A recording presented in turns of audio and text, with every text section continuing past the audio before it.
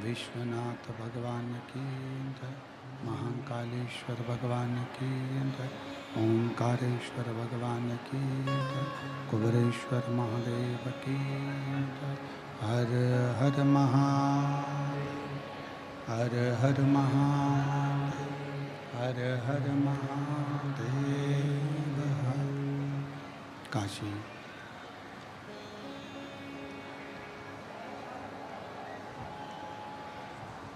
विश्वनाथ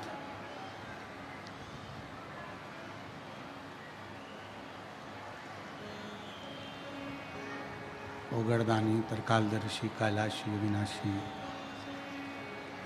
भगवान शिव जिनकी पुनीत पावन पवित्र शिव महापुराण की कथा बाबा देवाधिदेव महादेव की कृपा से, करुणा से, उनकी उदारता से श्रवण करने का सौभाग्य प्राप्त हुआ है। भगवान शिव की ये परम कृपा, जो ये पवित्र पावन शिव महापुराण की कथा बेजापुर महाराष्ट्र के इस पवित्र भूमि पर हो रही है। कथा के मुख्य यजमान श्री जीवनलाल रविंद्र कुमार जी संचेती, श्री विशाल जी संचेती, संचेती परिवार बेजापुर महाराष्ट्र। एक बार जोरदार ताली बजाकर यजमान परिवार के लिए साधुता। भगवान शिव की कृपा से कथा मंडप में विराजमान सभी संत, साधु, गुरुजन एवं अतिथि महोदय सभी को साधुवाद, जो इस पवित्र पावन शिव महापुराण की कथा का लाभ लेने के लिए यहाँ विराजे। और तेरी कृपा बिना ना हिले एक भी लेते तनु तनु, बखान क्या करूं मैं राखों के ढेर का, चपटी बहुत में खजाना कुबेर, मुक्ति द्वार ओमकार तू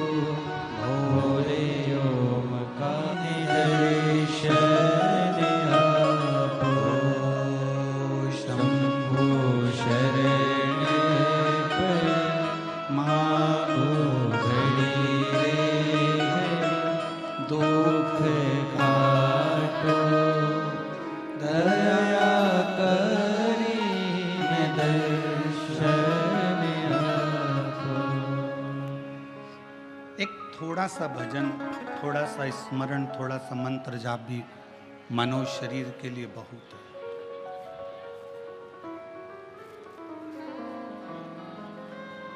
एक प्रसंग शिव महापुराण में आता है कि एक बार देव ऋषि नारद को अपनी विद्वत्ता का अभिमान आ गया।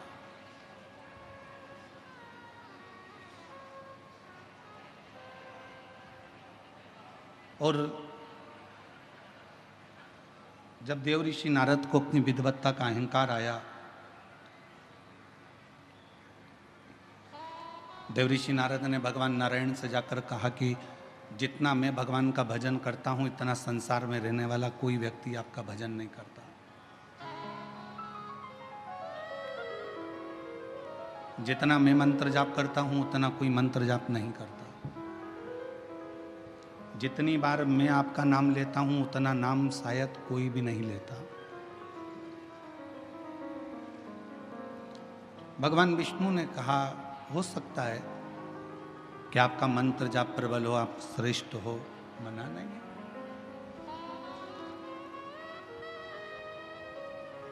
मैं श्रेष्ठ हूं, ये आपकी विद्वत्ता है, पर केवल पूरी दुनिया में मैं ही श्रेष्ठ हूं, ये आपका अहंकार। मैं श्रेष्ठ हूं, ये आपकी विद्वत्ता है। आप श्रेष्ठ हैं, आप अच्छा कार्य कर रहे हैं, बढ़कर काम कर रहे हैं, मेहनत कर रहे हैं, अपने कार्य को आप करा है, तो आप श्रेष्ठ हैं। मैं श्रेष्ठ हूं, ये शब्द आपकी विद्वत्ता है, पर केवल मैं ही श्रेष्ठ हूं पूरी दुनिया में, ये आपका अहंकार है।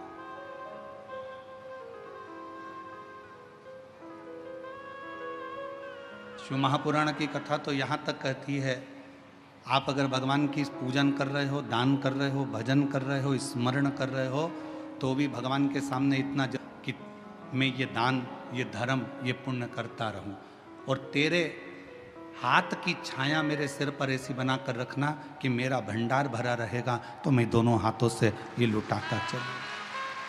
ठीक है। कटोरा ले जाते तूने मेरा नाम कितनी बार लिया? देव ऋषि नारद ने कहा, यदि नाम लेता तो खीर ही गिर जाती, इसलिए एक बार भी मैंने नाम नहीं लिया। भगवान नारायण ने कहा, नारद तुझसे तो बड़ा संसार में रहने वाला एक मनुष्य है, जो दुकान पर जाता है तो मेरा नाम लेता है, और आता है तो मेरा नाम लेता है। खेती कर रहा है तो मेरा नाम ले रहा है, कर्म कर रहा है तो मेरा नाम ले रहा है। तो कहा उसने कोई सन्यास नहीं लिया, उसने कोई तपस्या नहीं करी, उसने कोई साधना नहीं करी, उसने अपना घर नहीं छोड़ा, अपनी प्रॉपर्टी नहीं छोड़ी, अपना परिवार नहीं छोड़ा। भगवान नारायण ने कहा, नारद पूरी लिस्ट उठाकर देखना, जिन्होंने घर छोड़ा उनको परमात्मा बहुत मुश्किल से मिला। मीरा अपने घर में रहकर गिरधर को प्राप्त कर ली, संत तुकाराम जी घर में रहकर हरि विठ्ठल को प्राप्त कर लिए, नामदेव जी घर में रहकर भगवान पांडुरंगा हरि विठ्ठल को प्राप्त कर लिए, मुक्ताबाई ने भगवान को प्राप्त कर लिया, रामकृष्ण परमहंस ने अपने परिवार में रहकर माँ जगत जननी को प्राप्त कर लिया, कर्माबाई ने अपने घर में रहकर जगन्नाथ को प्राप्त कर लिया। इस संसार सागर में प्रहलाद भी घर में रहा, भगवान को प्राप्त किया। ध्रुव जी घर में रहे, भगवान को प्राप्त किया। घर में रहकर भजन करने वाले को परमात्मा शीघ्र मिल जाता।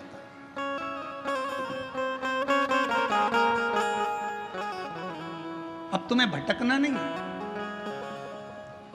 और फिर निवेदन करो मेरी बेजापुर की जीजियों से और मेरे जीजाओं से, मेरी बेटियों से, बेटाओं से, मेरी माताओं से, मेरे पिता तुल्य भाऊ से निवेदन करता हूं, कोई तुमसे कह दे कि तुम अपना घर छोड़ दो, बिल्कुल मना कर देना, मैं नहीं छोड़ सकती। कोई को तुमसे कह दे तीर्थ में जाकर बैठ जाओ, हाथ जोड़कर कहना मेरे बस की बात नहीं है, मैं तो घर में रहकर भगवान को एक लोटा जल चढ़ा लूंगी और मेरा बाबा मेरे पर कृपा कर देगा, बस इससे ज्यादा कुछ नहीं। घर में अगर बुजुर्ग माता पिता हैं, आप उनकी सेवा करो, मेरा शिव कृपा करेगा। महाराष्ट्र की भूमि पर भगवान पांडुरंगा हरि विठल का स्वरूप ये बताता है कि पौंडलिक ने अपने माँ बाप की सेवा करी और भगवान हरि विठल ने आकर दर्शन दिए। आप अपने माता पिता की सेवा करो, परमात्मा आपके सामने होंगे। भूखे को भोजन, प्यासे को पानी, जय बाबा बर्फानी।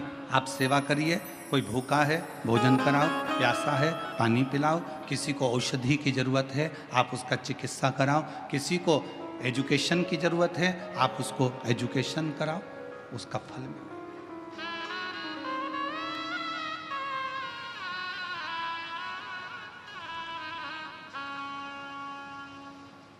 जरूरी नहीं है कि आप किसी व्यक्ति को कोई धन दोगे तो दानी कहलाओगे।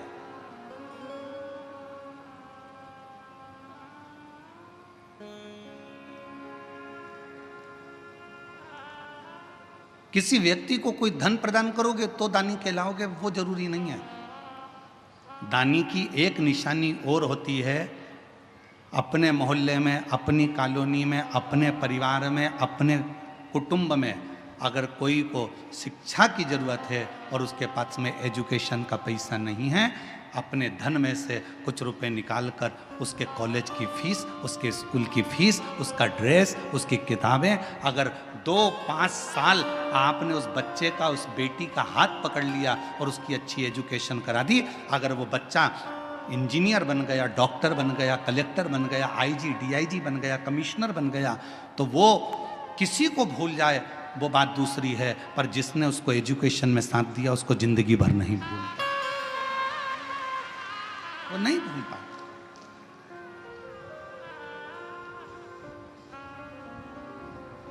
और हम अपनी व्यासपीठ से कई बार कह चुके हैं, हमारे पास में हमारे माता पिता, हमारे पिताजी चने का ठेला लगाते थे, नहीं था धन।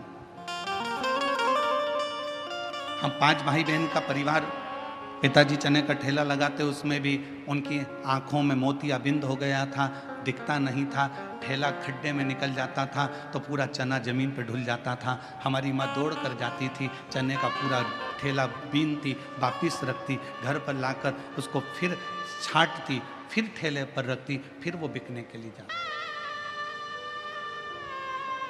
एजुकेशन करने के लिए पैसा नहीं था, पर हमारे एक अग्रवाल परिवार में एक हमारे मित्र थे, रितेश अग्रवाल शामू, उसके कपड़े पहनकर हम स्कूल चले जाते थे। उनकी किताबों से हमने अध्ययन किया, तब जाकर कॉलेज तक पहुंचे। और सब कुछ भूल जाएं, पर जिसने हमारी एजुकेशन के समय पर साथ दिया, नहीं था पढ़ने के लिए किताबें, नहीं था खाने के लिए अन्न, पर जो साथ उस समय पर दिया वो आज तक याद आती है कि उन्होंने हमको पढ़ाई तो करवाई, विद्या अध्ययन तो करवाया, एक एजुकेशन। और हम फिर कहेंगे, आप अपनी बेटी को दहेज देते हो, कितना देते हो, हमें उससे मतलब नहीं है।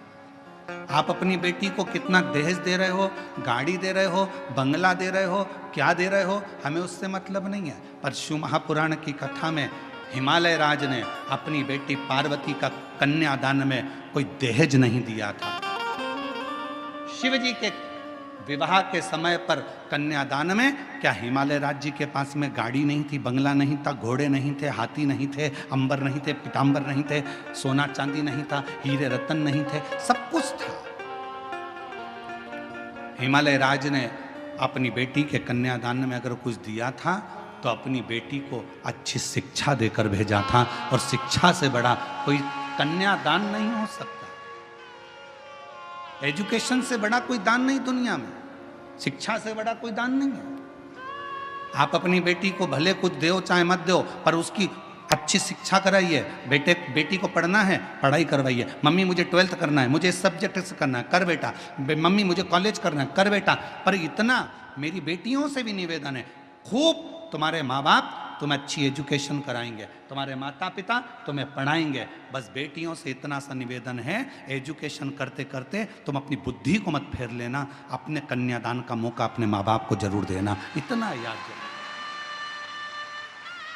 एजुकेशन कराएं माता पिता अपनी बेटी को, क्योंकि कन्यादान से बड़ा दान है विद्या का दान, शिक्षा का दान।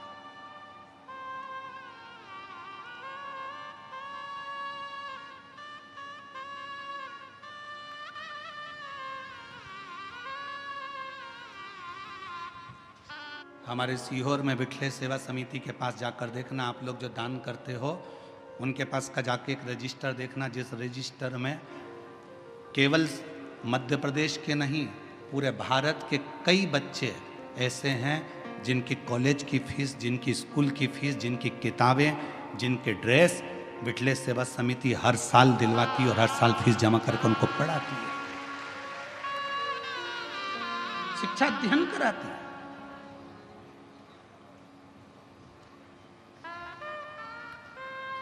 विद्या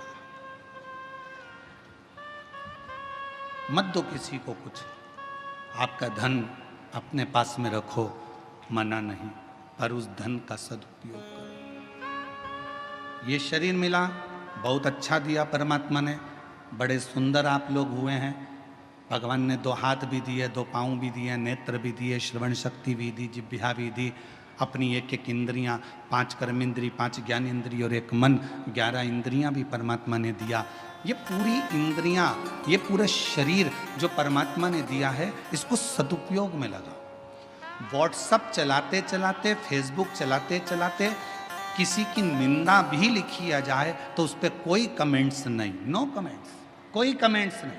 हमने विद्या अध्ययन करी है, हमें भगवान की विद्या, हमने शिक्षा ग्रहण करी है, हमारी शिक्षा में ये नहीं सिखाया जाता कि कोई फेसबुक पर किसी की बुराई करे और तुम उसमें कमेंट्स करो, ये हमारी शिक्षा नहीं बताती। हमारी शिक्षा तो ये बताती है कि जहाँ कोई अच्छा व्यक्ति चल रहा हो उसके पथ के पीछे चलो तो अपन भी मंजिल तक पहुंच जाते हैं।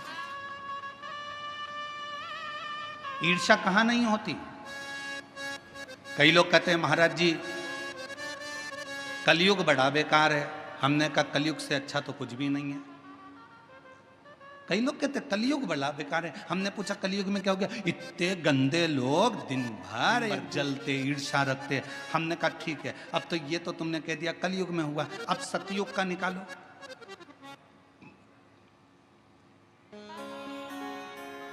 त्र्यंबकेश्वर बाबा की कथा निकाल लो, ज्यादा दूर मत जाओ, यही महाराष्ट्र की त्र्यंबकेश्वर बाबा की कथा निकालो। गौतम ऋषि अपने आश्रम में रहते थे, कुछ ऋषि आ गए, उन ऋषियों को रख लिया, उन ब्राह्मण संतों को रख लिया और वो संत वहां रहने लगे। रहते रहते गौतम ऋषि के जब पूरे नगर में देखा कि इसका तो इतना वर्चस्व है, लोग इसे इतना मानते हैं, लोग इसे इतना पूछते हैं, तो अंदर से ईर्ष्या जाग गई उनको और उन्होंने अपनी विद्या से एक गाय को उत्पन्न कर लिया। इतनी किंगकॉन्ग गाय, उसकी हड्डियां दिख रही थी एकदम दुबली पतली, और गाय से कहा कि तू हम निकल कर जाएं, उसके बाद में गौतम ऋषि के आश्रम में तू मर जाना, तेरे प्राण छूट जाए गौतम ऋषि के आश्रम में। जैसे ही वो संत निकल कर गए गौतम ऋषि के आश्रम में वो गाय मर गई।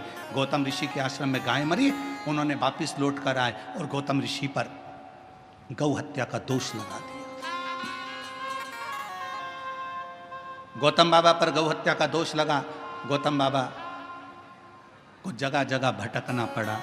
आखिरी में गौतम ऋषि की धर्म पत्नी ने कहा तुम घबराओ मती, ब्रह्मा विष्णु और महेश की आराधना करी, तब वो त्र्यंबकेश्वर के रूप में मेरे देव अधिदेव महादेव आकर बैठे और वहां गौतम ऋषि को गौ हत्या के दोष से मुक्त किया। अब ये कथा कोई, लोग कहते हैं कलयुग बेकार था, सतयुग उठाकर देख लो। लोग कहते हैं कि कलयुग बेकार था, हम कहते हैं त्रेता उठाकर देख लो। मेरे राम जी महाराज की धर्म पत्नी ने अग्नि परीक्षा माता जानकी जी ने दे दी, उसके बाद भी उनको नहीं छोड़ा गया। अब शब्द कहने वाले कहते रहे, अब वो जाने दो। द्वापर उठाकर देख लो, भगवान कृष्ण के जीवन की लीला। भगवान कृष्ण को किसी ने भगोड़ा कह दिया, किसी ने कुछ कह दिया, किसी ने माखन चोर कह दिया, उनको शब्द के शब्द सुनना पड़े। जरा विचार करिए कि ये कलयुग है, पर इतना याद रखना कि दुनिया के लोग कहते हैं कलयुग बेकार था। शिव महापुराण की कथा कहती है ऐसा कोई युग नहीं जिस युग में निंदा करने वाले पैदा नहीं हुए, अपशब्द कहने वाले पैदा नहीं हुए, आड़ा टेढ़ा बोलने वाले पैदा नहीं हुए, गाली देने वाले पैदा नहीं हुए। हर युग में हुए, बस अंतर इतना है उस युग में तुम पैदा नहीं हुए थे, इसलिए तुमको मालूम नहीं है।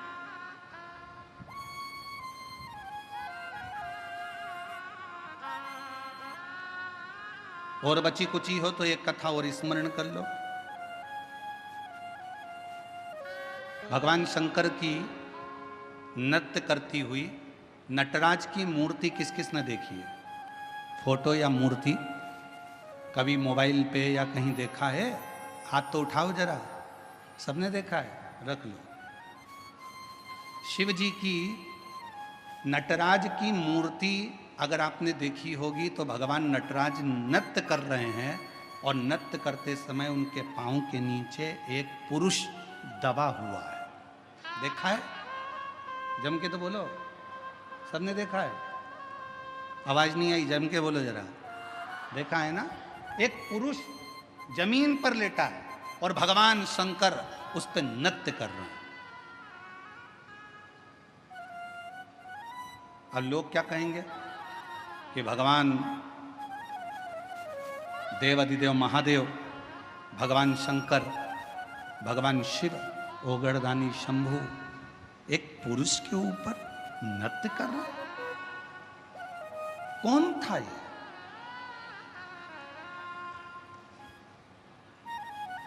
शिव महापुराण की कथा ने कहा,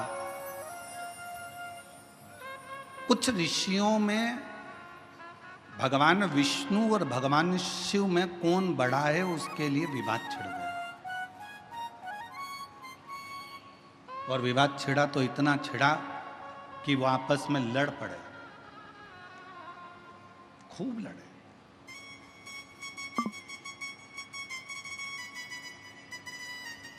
इतनी लड़ाई हो गई ऋषियों में, आखिरी में निर्णय ये निकला कि भगवान विष्णु ही श्रेष्ठ हैं।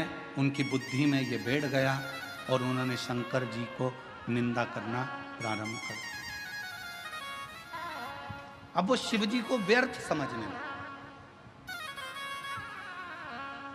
अब जब भगवान शंकर को व्यर्थ समझने लगे तो ऋषियों के मन में आया कि कुछ भी हो, अगर ये शंकर भगवान को व्यर्थ समझ रहे हैं, उनकी निंदा कर रहे हैं, उनके लिए अपशब्द बोल रहे हैं, तो ऋषियों ने एक पुरुष को प्रकट करा।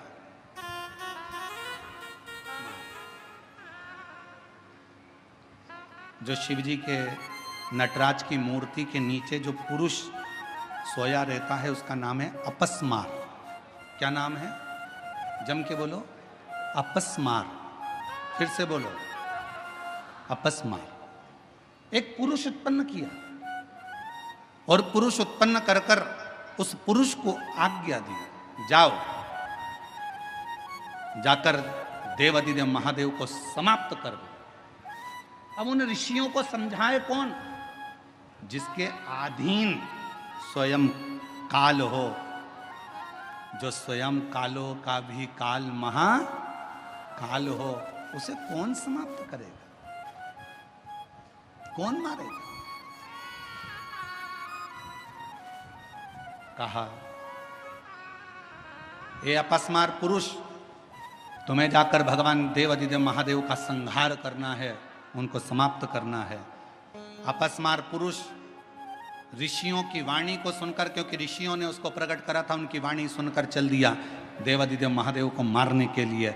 जो धाम पर पहुंचा तो शंकर और पार्वती मैया बैठे हुए थे। अपस्मार मुनि उस पुरुष ने, अपस्मार पुरुष ने जैसे ही शिव और पार्वती जी का दर्शन किया, दर्शन करते से ही उसकी आंख में से आंसू बहने लगे, नेत्रों से नीर बहे।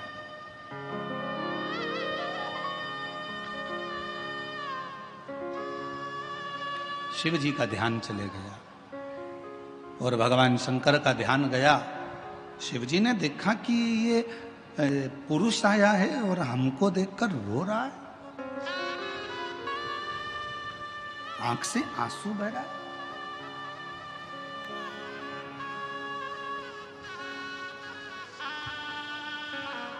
शिव जी ने ध्यान लगाकर देखा कि ये है कौन। शंकर भगवान ने जो ध्यान लगाया तो पार्वती से कहा, पार्वती, भगवान विष्णु और मुझ में भेद करा ऋषियों ने, और भगवान नारायण को श्रेष्ठ मानकर मेरे लिए अपशब्द कहकर मुझे मारने के लिए इस अपस्मार पुरुष को भेजा गया। इस पुरुष को मेरे पास भेजा गया, मार दो। पार्वती जी कहती हैं, पर ये रो क्यों रहा? शिव जी ने कहा, पार्वती, तेरा और मेरा दर्शन किया तो इसके मन में श्रद्धा उत्पन्न हो गई, रो रहा कि मुझे मारने के लिए भेजा है, अब मैं मारूं तो कैसे? मुझे मैं मारूं तो कैसे मारूं? विचार किया। फिर शिवजी ने ध्यान लगाया कि शरण में आया है, मुझे देखकर अंदर श्रद्धा उत्पन्न हुई है, भले इसको मेरे को मारने के लिए भेजा, पर मेरा फर्ज है इसका कल्याण करना। शिवजी ने नृत्य करना प्रारंभ कर दिया और शंकर भगवान ने जो नाचना प्रारंभ करा, वो अपस्मार पुरुष ने देखा कि मैं क्या करूं। अगर जब हम भगवान का दर्शन कर लेते हैं, स्मरण कर लेते हैं, तो हमारी चित्त वृत्ति में बैठ जाता है कि मैं भगवान के चरण पकड़ लूं। नृत्य करते समय जैसे ही भगवान ने अपना एक पांव ऊपर करा, उसी समय पर अपस्मार पुरुष ने शिवजी का चरण पकड़ना चाहा, शिवजी का चरण छुआ, जमीन पर सो गया। भगवान शंकर उसी पर नृत्य करते रहे और उसके अंत में प्राण छूट गए। क्यों? क्योंकि शिव पुराण की कथा कहती है उस अपस्मार पुरुष ने भगवान के चरणों को पाना था और शिव के चरणों में ही प्राण त्यागना थे। ये विचार करें, ये विचार। और हम तो बाबा के भरोसे चलते हैं, हम तो बाबा के भरोसे चलते हैं।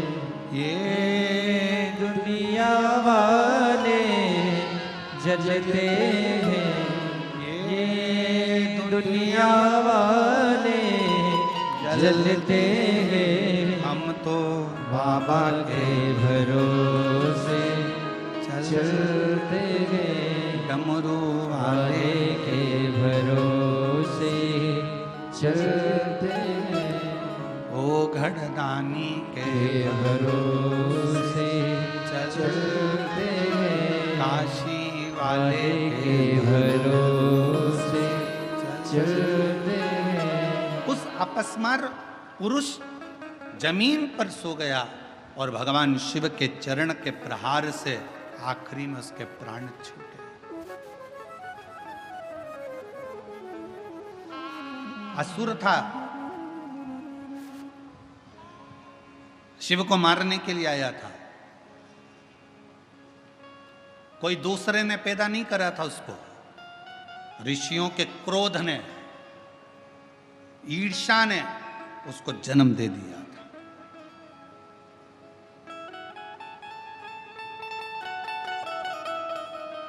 और ये क्रोध, ये ईर्ष्या, ये तर्क वितर्क, ये सब हमारी शिव पुराण की कथा कहती है, इससे थोड़ा दूर हटते चले जाओ। दूर कितना संत तुकाराम जी को तो कितना कितना सुनना पड़ा था, संत नामदेव जी को कितना सुनना पड़ा था, मीराबाई को कितना सुनना पड़ा था, कर्माबाई को कितना सुनना पड़ा था, मुक्ताई को कितना सुनना पड़ा था, संत ज्ञानेश्वर बाबा को कितना सुनना पड़ा था। ये कहेंगे, तर्क देने वाले कुछ भी तर्क देंगे, पर किसी से कोई बहस नहीं करना चाहिए। हम शिव पुराण तो यहां तक कहती है, अगर कोई तुमसे कहे, अगर मान लो कोई तुमसे कहे कि हाथी हवा में उड़ता है, तो तुम कह दो हां बिल्कुल सही बात है। बहस मत करो कि हाथी हवा में उड़ ही नहीं सकता, घोर कलयुग चल रहा है। कलयुग में अगर कोई तुमसे कहे कि हाथी हवा में उड़ता है तो तुम कहो बिल्कुल सही बोल रहे हो। कल हमारे घर के बाहर तार पे टंगा था, हमने खुद देखा। आज के जमाने में बहस नहीं करी जाती है, बहस को समाप्त करा जाता है। कोई तुमसे कहे हाथी उड़ता है, बिल्कुल सही है। कल हमारे घर के बाहर तार पे से निकल कर जा रहा था, ऐसा कूद रहा था, हमने खुद अपनी आंखों से देखा। अगर तुम कह दो नहीं साहब हाथी तो हवा में उड़ता ही नहीं है, नहीं साहब हवा में उड़ ही नहीं सकता है, तो उसको बहस करना पड़ेगी, समझाना पड़ेगा। आज के व्यक्ति को समझाना सबसे कठिन काम। ज्ञानी को समझाया जा सकता है, अज्ञानी को समझाया जा सकता है, पर जिसके अंदर अभिमान भरा होता है उसको समझाना दुनिया का सबसे कठिन काम। ज्ञानी को समझाना सरल है, अज्ञानी को समझाना सरल है, पर अभिमानी को समझाना कठिन है। इसलिए कोई तुमसे कहे हवा में हाथी उड़ता है तो क्या कहोगे? उड़ता है।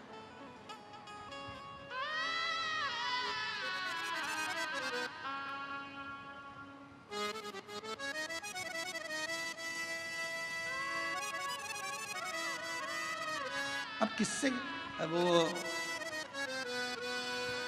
हमारे वो आशीष की लड़की है अविका, तो वो एक बार हम उसके पास में बैठे तो ऐसे वो गेम खेल रहे थे, हवाई जहाज उड़, कागज उड़, कपड़ा उड़।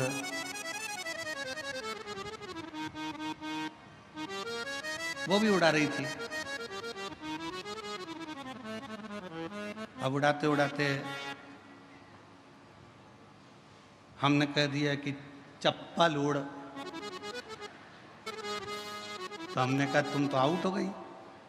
कहने काय को आउट हो गई? चप्पल भी उड़ती है। हमने कहा कैसे उड़ती है? वो गई बाहर से चप्पल उठा लाई, उड़ी की नहीं उड़ी? हमने कहा उड़ गई। अब ज्ञानी को समझाओ, अज्ञानी को समझाओ, पर शास्त्र कहता है आज का जमाना कोई बहस करने का नहीं है, आज का जमाना बहस का नहीं, आज का जमाना तो बस भजन करने का है। मौन रहो, स्थिर रहो और भजन, स्थिर, चित्त स्थिर।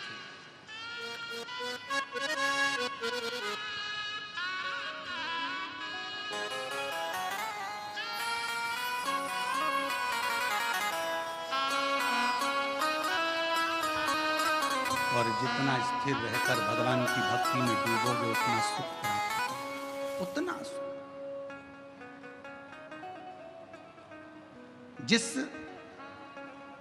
अपस्मार पुरुष को ऋषियों ने जन्म दिया था, वो अपस्मार पुरुष शिव को मारने के लिए गया था, पर मेरे शंकर भगवान के दर्शन का फल ये मिल गया कि उसके चरणार विंद में ही उसके एक दर्शन का सुख है। लोग कहते हैं शिव जी की कथा सुनने से क्या मिल सकता है, भगवान के भजन से क्या मिल सकता है, भगवान के भक्ति से क्या मिल सकता है, शिव स्मरण से क्या मिल सकता है, शिव महापुराण की कथा पंडाल में बैठकर सुनने से क्या मिल। ये पत्र कितने आते हैं, ये देखो एक पत्र बड़ा अच्छा।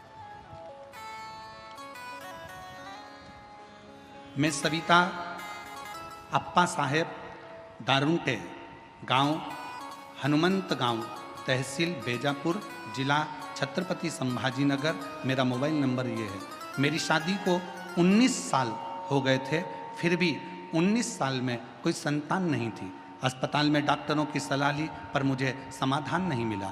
फिर डॉक्टरों ने 2017 में टेस्ट बेबी भी कराया, पर उससे भी मुझे औलाद नहीं हुई। एक दिन आस्था चैनल पर मैंने मेरे परिवार के मुख से सुनी हुई शिव महापुराण की कथा बताई तो हमने सुनना प्रारंभ करी। सफ़ेद आंकड़े की जड़ को बांधा। पिछले 3 से 4 साल में हम रोज आस्था चैनल पर कथा सुनते हैं, बाबा से विनती करते हैं, गुरुदेव कोई कोई एक बार आंकड़े की जड़ का प्रयोग करता है, मैंने 2 बार आंकड़े की जड़ का प्रयोग करा। बार बार भगवान शिव के पशुपति व्रत करे और बाबा की कृपा से 19 साल के बाद 25 मई 2025 को मुझे 2 बेटों ने जन्म लिया। मैं बाबा को प्रणाम करने के लिए आई हूँ। अगला पत्र देखिए।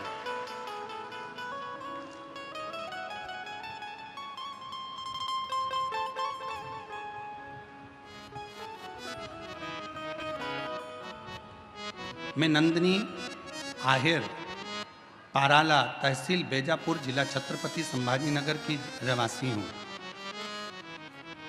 मेरी जेठानी की शादी को 20 साल हो गए थे, लेकिन उन्हें कोई संतान का सुख नहीं था। तब हमने उनको बताया जेठानी को, दीदी आप शिव महापुराण की कथा सुना करो और सफ़ेद आंकड़े की जड़ का प्रयोग करो। बाबा की ऐसी कृपा हुई गुरुदेव, 20 साल तक जब औलाद नहीं हुई तब सफ़ेद आंकड़े की जड़ का प्रयोग करना प्रारंभ करा और बाबा की कृपा से 27/5/2023 को बाबा की कृपा से संतान की प्राप्ति 20 साल के बाद हुई। मैं बाबा को यहाँ प्रणाम करने के लिए आई हूँ। शिव तत्व किसको कहते हैं? भगवान शंकर ओघड़दानी की कृपा किसको कहते हैं? जिनके नाम लिए गए हैं, अगर वो लोग बैठे हों तो बेलपत्र लेने के लिए आ सकते हैं। शिव तत्व किसको कहते हैं? एक विश्वास, एक भरोसा, एक दृढ़ता, और ये बहुत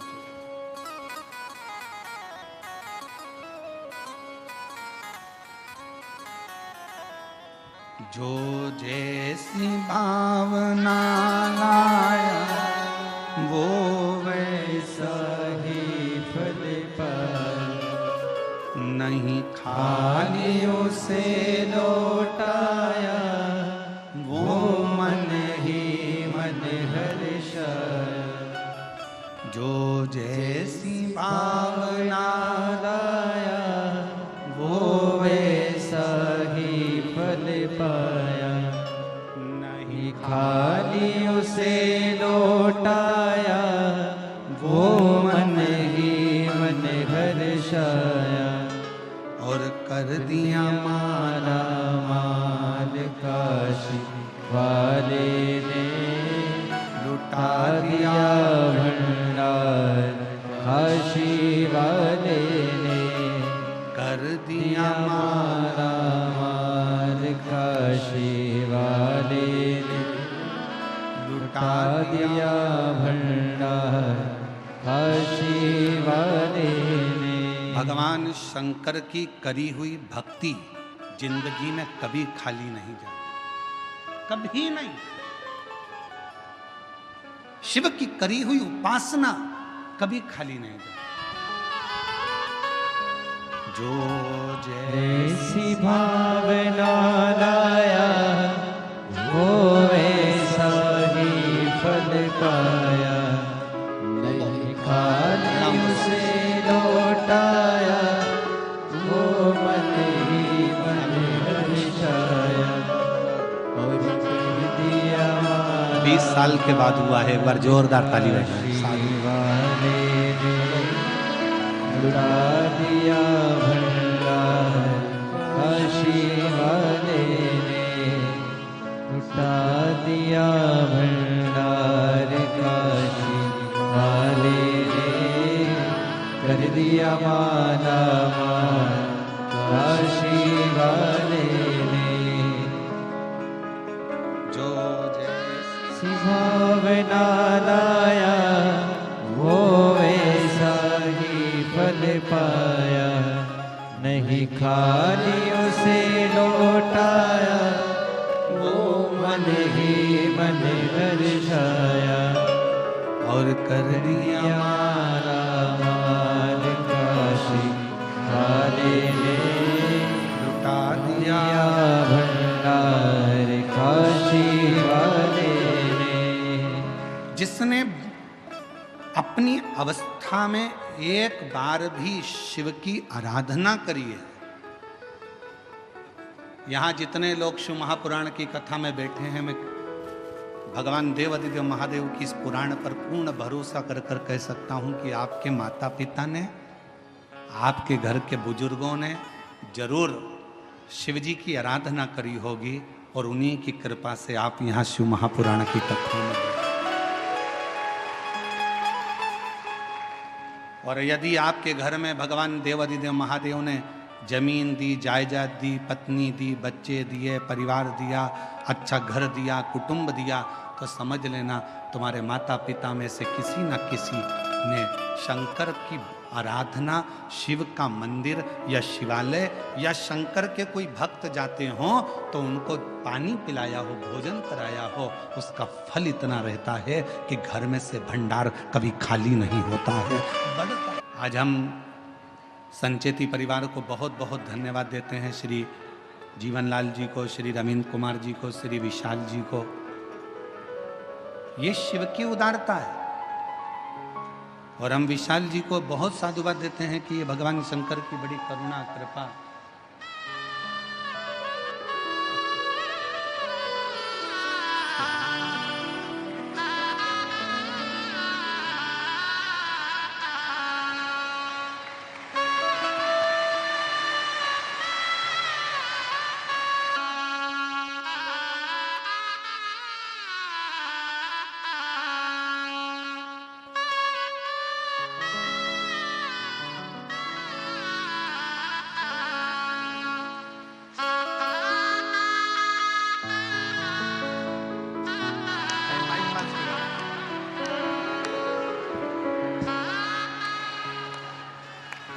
अभी यही 2025 और 19 साल के बाद हुए हैं दोनों। जोरदार ताली बजाकर स्वागत करें।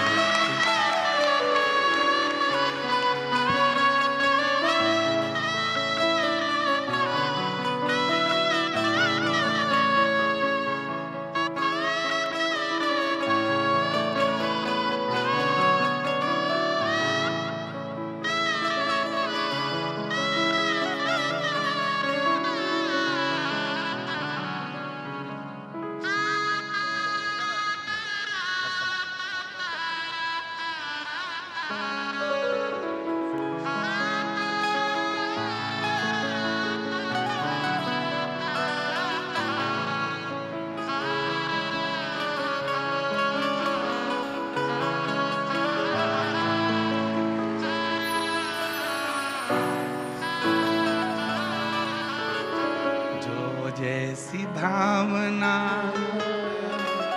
वो वैसा ही फल पाया, नहीं खाली उसे लौटाया, वो मन ही मन हर्षाया, और कर दिया माला माल काशी वाले, उठा दिया भंडार काशी वाले ने। ये कथा करते करते तो हमको ऐसा लगता है कि भारत सरकार थोड़े दिन में हमारे पास में पत्र भेजेगी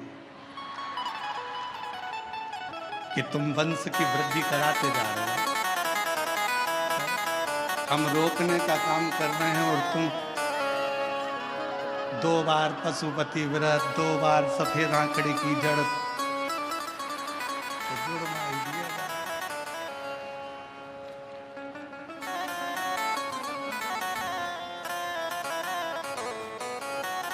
अब कौन समझाए शंकर जी के घर की एक बेटे की 2 बहुएं रिद्धि और सिद्धि, उनके घर में 2 बेटे हैं शुभ और लाभ, उनके 2 पोते हैं अमोद और प्रमोद, शिव जी के 2 पुत्र श्री गणेश और कार्तिकेय, तो उसके यहाँ भी 2 का क्रम चलता आ रहा है, इसलिए वो अपने भक्तों को जरा छप्पर फाड़ कर देता है। देवता देते हैं पल्ला झाड़ कर और महादेव देता है छप्पर फाड़ कर। वो शिव है, ओगड़ी है, शंभू है। अभी इसमें बहुत, अगर हम आपको अगर ये पत्र दे नीचे और आप अगर छाटोगे तो इसमें बच्चों के पत्र इतने सारे हैं और उसमें सबसे ज्यादा है जुड़मा वाले।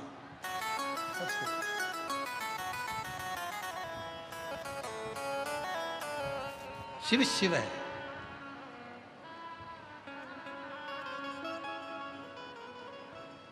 शंकर शंकर, ओगड़दानी ओगड़दानी।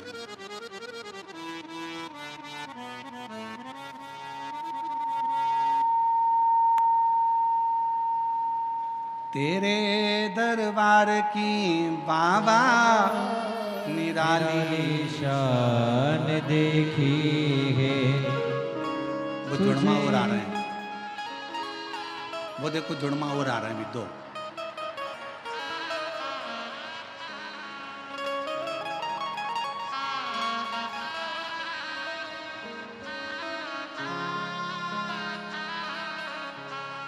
तेरे दरबार की बाबा निराली शान देखी है, तुझे देते नहीं देखा, पर झोली भरी देखी है।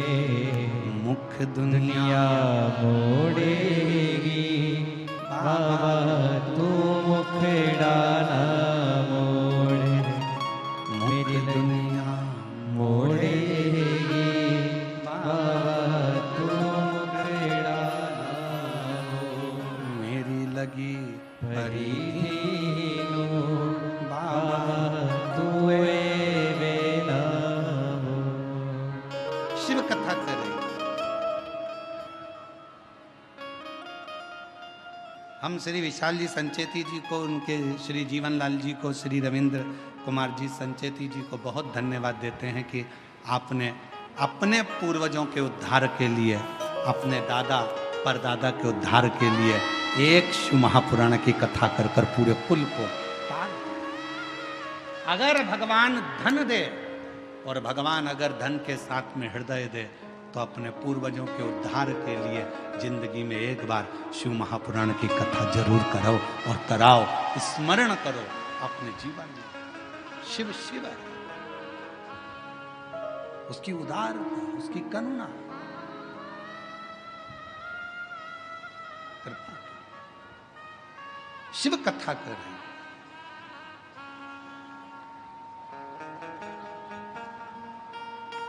तारकासुर, जिस तारकासुर के 3 बेटे हैं, तारकाक्ष, विनुमाली, कमलाक्ष की,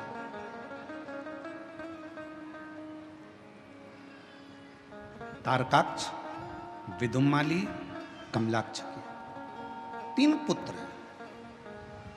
और जिस समय पर तारकासुर के प्राण छूटने का समय आया, तारकासुर को मारने का समय आया, षडानंद कार्तिकेय जी महाराज का जो प्रागट्य हुआ मां गंगा की 6 धार से, कृतिकाओं ने पालन करा तो नाम कार्तिकेय जिनका पड़ा। उन षडानंद कार्तिकेय जी को तारकासुर के संहार के लिए भेजा गया।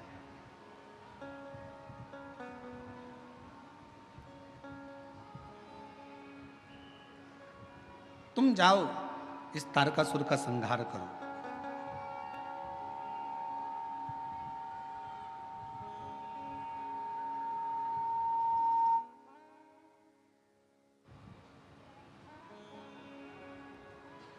इस तारकासुर का संहार करिए।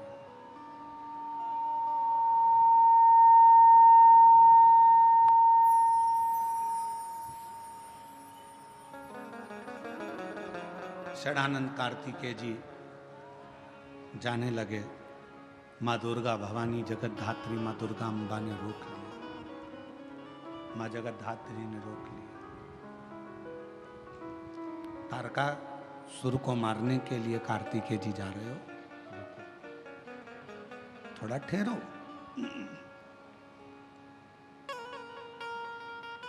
माँ अम्बा ने कहा कि तारकासुर ब्रह्मा जी से एक वर मांगा था, अगर मैं मरूं तो शिव जी के पुत्र के द्वारा मरूं। कार्तिकेय, तारकासुर तुम्हारे द्वारा मरेगा ये निश्चित है, पर बात ऐसी है कि तारकासुर ब्रह्मा जी को कष्ट दिया, सबको कष्ट दिया, पर तारकासुर ने कभी शंकर को कोई कष्ट नहीं दिया। और ये बात हम पहले भी कथा में कह सकें कि शिव जी का संसार में देवता हो, असुर हो, गंधर्व हो, साच हो, किन्नर हो, गंधर्व हो, तारकासुर जैसे कोई भी असुर हो, मेरे शंकर भगवान का दुनिया में कोई द्रोही नहीं है, शिव जी का कोई दुश्मन नहीं। शिव का कोई दुश्मन नहीं। और आपका और हमारा भी जगत में कोई दुश्मन नहीं है। ना हमारा कोई दुश्मन है, ना आपका कोई दुश्मन। दुश्मन कौन?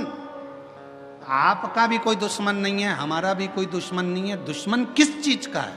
तो कहा दुश्मन अगर इकट्ठे होते हैं तो आपकी प्रतिष्ठा के दुश्मन एकत्रित होते हैं। आपका कोई दुश्मन नहीं है, पर आपकी जो प्रसिद्धि है, आपकी जो सिद्धि है, आपका जो पद है, आपका जो फैक्ट्री है, आपका जो व्यापार है, आपका जो व्यवसाय है, आपकी जो उन्नति है, बस दुश्मन उसको देखकर उत्पन्न होते हैं। बाकी का आपका और हमारा दुनिया में कोई दुश्मन नहीं। ना आपका कोई दुश्मन है, ना कोई दुश्मन है, ना आपका कोई दुश्मन है। दुनिया में कोई दुश्मन ना तुम्हारा है ना हमारा है। केवल प्रसिद्धि को देखकर, सिद्धि को देखकर, आपकी सिंहासन को, आपकी सत्ता को देखकर उसके दुश्मन।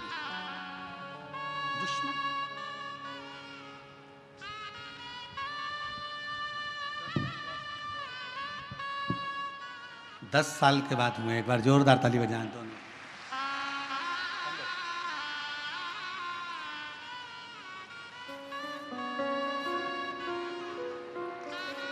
संभव श्री शिवाय नमस्ते। चलो प्रणाम करो, प्रणाम करो आराम से।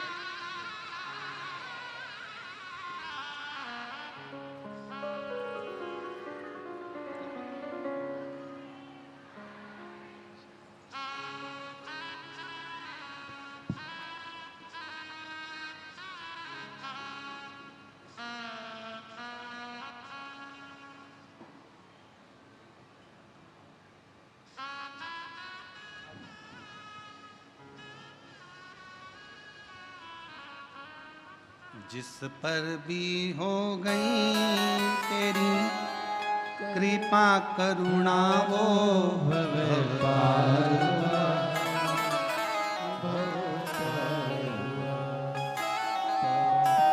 हो चाहे जितना उसका भी बाबा उधार हुआ, उधार गिद्ध अजामिल गणिका जैसे तेरे मन को भाई जरा सी हम पर कर दो, जरा सी हम पर कर दो।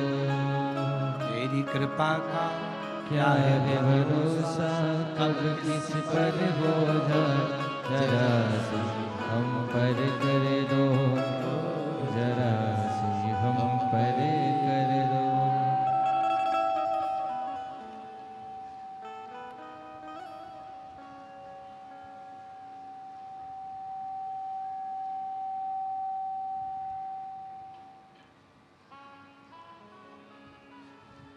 शिव कथा कर रही है, भगवान शंकर का चरित्र कर रहा है, शिव महापुराण की कथा कर रही है, शिव तत्व कह रहा है। कोई दुश्मन नहीं। मां के गर्भ से जब जन्म लिया था, आपका और हमारा कोई दुश्मन नहीं था। आपकी और हमारी प्रसिद्धियां जब बहुत आगे बढ़ बढ़कर अगर कोई कार्य करता है तो लोग उससे भी ईर्ष्या करने लगते हैं। ईर्ष्या। पर क्या सोचना, एक हंस और एक कौवा, दोनों में अंतर होता है। हंस और कौवे में बहुत अंतर होता है। हंस किसी को देखकर अगर सरोवर के तट पर कोई आ जाए, या कोई पशु आ जाए, पक्षी आ जाए, मनुष्य आ जाए, गंधर्व आ जाए, देवता आ जाए, जलचर आ जाए, थलचर आ जाए, कोई भी अगर वहां आ जाता है तो हंस कभी चिल्लाता नहीं।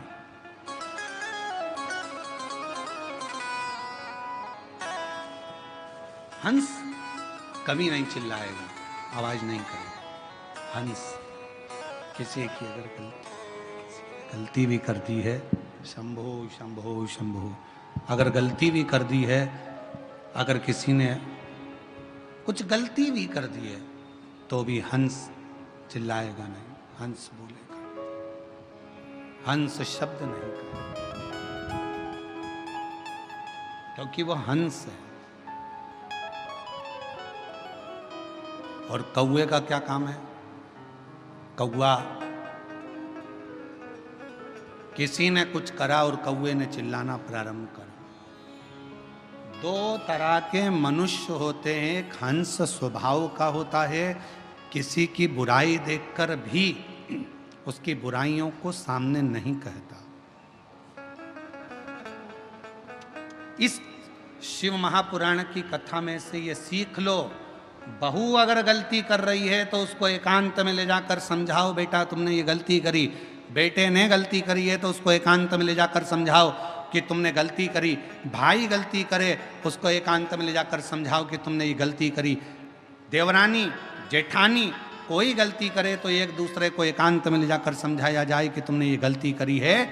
सबके सामने न बहू को चिल्लाइए, सबके सामने न सास को चिल्लाइए, सबके सामने न भाई को चिल्लाइए, सबके सामने किसी को मत चिल्लाइए। क्यों? अगर आप आज अपनी बहू को सबके सामने चिल्लाकर बोलोगे तो वो बहू का सत्कार सबके सामने खत्म हो जाएगा। फिर मोहल्ले के लोग भी उसको चिल्लाकर बात करेंगे, छोटे छोटे बच्चे भी चिल्लाकर बात करेंगे, आप शब्द कहेंगे। पत्नी को भी अगर कुछ कहना है, पत्नी को भी अगर शब्द कहना है तो पति को चाहिए कि उसको एकांत में ले जाकर फिर कुछ बात कहे, किसी के सामने कोई संबोधन ना कहे, कोई संबोधन, एकांत, शांत, चुप, मौन। कल कथा में कहा था, गलती किससे नहीं होती? जम के बोलो, किससे नहीं होती है? भगवान से। इंसान से गलती हो रही है तो समझ लेना कि वो इंसान है, गलती का पुतला ही तो मनुष्य है। अगर गलती नहीं करेगा तो फिर तो भगवान बन जाएगा। गलती हो रही है तो इंसान है, गलती नहीं कर रहा तो वो तो भगवान बन गए हो। और जगत में ऐसे बहुत सारे भगवान घूम रहे हैं, बहुत ऐसे। हाँ, हमने कभी कोई गलती नहीं करी, हम कभी गलती करते ही नहीं है, हमने आज तक जिंदगी में कोई गलती नहीं करी। तो ऐसा व्यक्ति मिल जाए तो सिर पे पल्लू लेके उसके पांव पड़ लो, तू तो भगवान है रे, तू तो देवी देवता है रे, धन्य है जो तूने गलती नहीं करी, धन्य। कल की कथा में था ये प्रसंग। कल की गलती हो रही है, मानव है, मनुष्य है, मानव का शरीर है, करेगा गलती। हंस और कौवे में एक अंतर है, हंस गलती को देखता है तो भी चुप रहकर एकांत में जाकर कह देता है कि तुमने ये गलती करी। हंस कभी चिल्लाकर नहीं कहता। और कौवा एक ऐसा होता है जो कोई गलती करे तो काऊ काऊ काऊ काऊ कर कर कर चिल्ला चिल्ला कर इकट्ठा करेगा, सारे कौवों को इकट्ठा कर लेगा। और वो कौवे भी कुछ नहीं करेंगे, वो भी काऊ काऊ करेंगे। कौवे का काम है कि सबको इकट्ठा करना है, चिल्लाओ काऊ काऊ काऊ करो, इसने ये गलती करी है, चिल्लाना चालू करो। और कौवे का काम है वो चिल्लाता रहेगा, इकट्ठा करेगा, सबको एकत्रित करेगा। और वो कौवे भी चिल्लाएंगे, बहुत चिल्लाएंगे। पर निवेदन है, कौवा मत बनना, हंस के झुंड में जाकर बैठना, थोड़ा समझना समझाना। चलो, अगर किसी व्यक्ति ने गलती करी है तो अपन हंस बनो, उसके पास चलो, बात करो, एकांत में बैठो, समझाओ। कौवे जैसे चिल्लाने का प्रयास ना करो। बहू ने गलती करी है, बेटा तूने गलती कर दी, आज तुझसे ये गलत हो गया, कोई बात नहीं मम्मी, आपने मुझे अकेले में समझाया, अच्छा लगा। माँ, माँ हो ना, इसलिए समझा रही हो, अच्छा लगा। भाई भाई को समझाए। लंकापति रावण ने विभीषण को लात मारी भरी सभा में, विभीषण ने रावण को समझाया भरी सभा में। गलती दोनों की थी। अगर समझाना था तो अपने भाई के पास एकांत में जाकर बैठता, कहता भैया गलती हो रही है, समझने की बात है, समझो तो सही। पर लात भी मारी विभीषण को तो सबके सामने, और विभीषण समझाने के लिए भी खड़ा हुआ तो सबके सामने। एकांत में अगर समझाता तो रावण थोड़ा न थोड़ा समझ जाता, ऐसा नहीं कि नहीं समझता। पर हम सबकी आदत है, हम पहले पूरे नगर में डोंडी पीट देते हैं, उसने ऐसा करा, देख ले तेरी पत्नी को, देख ले तेरी धर्म पत्नी को, उसने ऐसा कर दिया, उसने वैसा कर दिया। अरे उसके पति को कहोगे मतलब क्या होगा? तुम जाओ एकांत में बैठो, सिर पे हाथ रखो, उसको अपने सिर पर हाथ रखकर बहुत प्रेम से गले लगाकर स्नेह के साथ कहो, बेटा तुझसे गलती हो गई है। क्यों? क्रोध में जो कहा है वही अगर प्यार से कहा होता तो शायद पूरा घर स्वर्ग बन गया होता, पूरा माहौल सुधर गया प्रेम से। पर महाराज क्या कहें, पहले के समय में लोग बोलते थे तो मोती झड़ते थे। क्या झड़ते थे? मोती। आज के जमाने में लोग बोलते तो मेंढक झड़ते।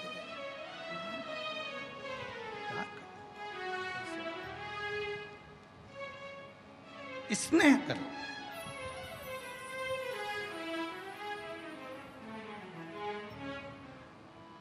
पार्वती जी ने कहा कार्तिकेय से, सुन कार्तिकेय, हे कार्तिकेय, तारकासुर को मारने के लिए जा रहे हैं, मना नहीं, पर तारकासुर के हृदय में तेरे पिता शिव बसते हैं।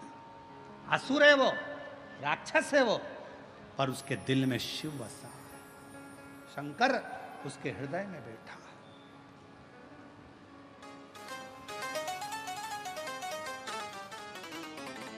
कभी कभी अपने स्मरण करना, एकांत में बैठकर सोचना, विचारना, अपने पर भगवान शंकर की इतनी कृपा कैसे है, तो तुम्हें अंदाजा लगेगा।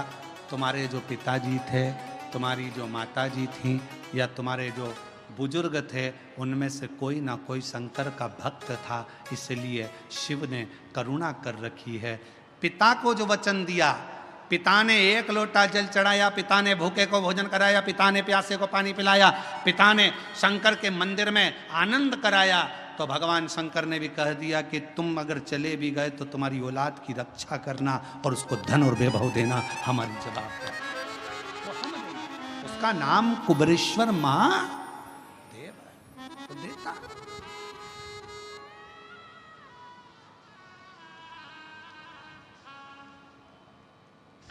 शिव कथा कही और खाली ना जाता कोई दर से।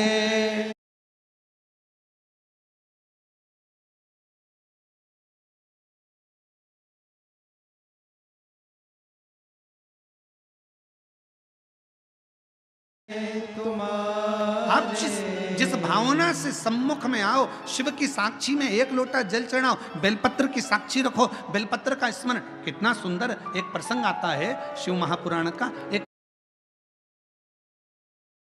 बड़ा रोचक प्रसंग है कि भगवान शिव की भक्ति करने वाली एक स्त्री, अपना पति दूसरे मार्ग पर चले गया था, केवल एक बेलपत्र का फल, उसने बेलपत्र के पत्ते की पूजन कर कर, केवल बेलपत्र के पत्ते की पूजन। क्यों? क्योंकि उसका पति नाराज होता था, क्रोध करता था। मंदिर में पूजन, देवता की पूजन, अर्धांगिनी शंकर जी के शिवलिंग की पूजन, तो पत्नी शिवलिंग की पूजन भी नहीं करती थी, केवल दासी से एक बेलपत्र का पत्ता बुलवाती थी, उस पत्ते को हाथ में रखकर शंकर का दीदार कर कर उस पत्ते की ही पूजन कर लेती थी। और शिव जी ने उस पर भी करुणा कर दी, उसके पति को सतमार्ग दे दिया। सतमार्ग वो शिव है, साधारण नहीं।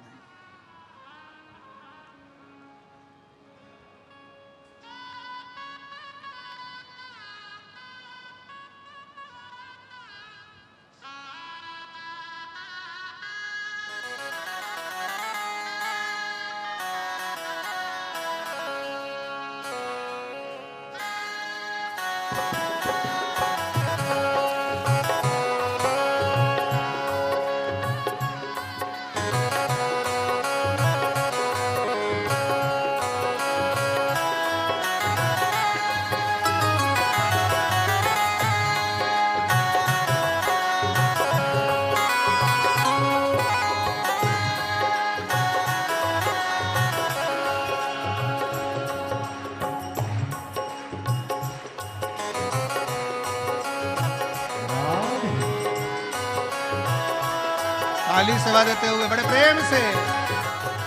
हे भोला शंकरा, हे भोला शंकरा, आवड तुला बेलाची, आवड तुला बेलाची, बेलाच्या पानाची। हे भोला शंकरा, शंकरा, हे भोला शंकरा, शंकरा, हे भोला शंकरा, आवड तुला बेलाची, आवड तुला बेलाची, बेलाच्या पानाची। हे भोला शंकरा, हे भोला शंकरा।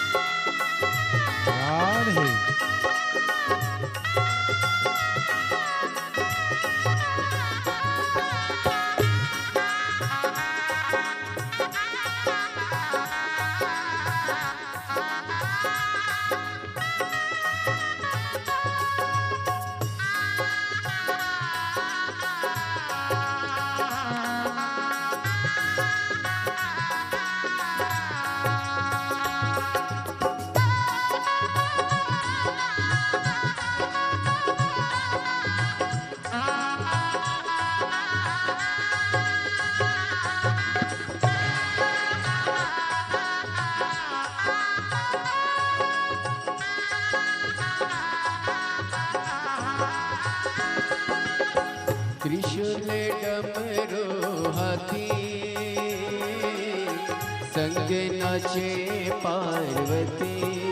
हो त्रिशूल डमरू हाथी, संग नाचे पार्वती। हो त्रिशूल डमरू हाथी, संग नाचे पार्वती। हो त्रिशूल डमरू हाथी, संग नाचे पार्वती। आवड तुला बेलाची, आवड तुला बेलाची, बेलाच्या पानाची। हे भोला शंकरा, हे भोला शंकरा, आवड तुला बेलाची, आवड तुला बेलाची, बेलाच्या पानाची। हे भोला शंकरा, हे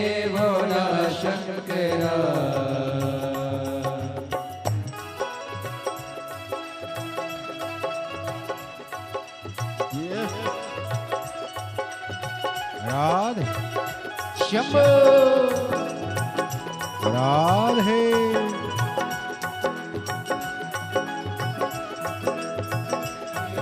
पूजन से न पूजरे हो आवड़ तुला बेलाची आवड़ तुला बेला हे भोला शंकरा आवड़ तुला बेलाची आवड़ तुला बेलाची बेलाच्या पाण्याची हे भोला शंकरा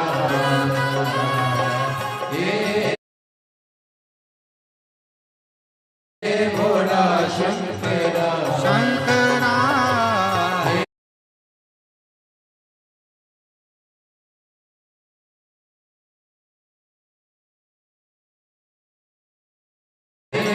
भोला शंकरा शंकरा हे भोला शंकरा हे भोला शंकरा हे भोला शंकरा शंकरा हे भोला शंकरा शंकरा हे भोला शंकरा हरे अपने स्थान पर बैठकर भगवान शिव जी से अपने मन का भाव करें, दिल से प्रार्थना करें, विनय करें, निवेदन करें, विनती करें। शिव जी को अपने मन का भाव कहिए, हृदय से प्रार्थना करें।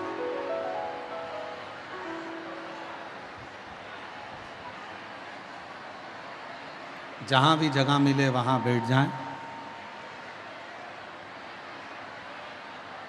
थोड़ा भीड़ ज़्यादा है भक्तों का, फिर भी जहाँ जैसी जगह मिले वैसा बैठें और हृदय से बाबा की प्रार्थना करें, निवेदन करें, विनय करें, साथ में बोलें सभी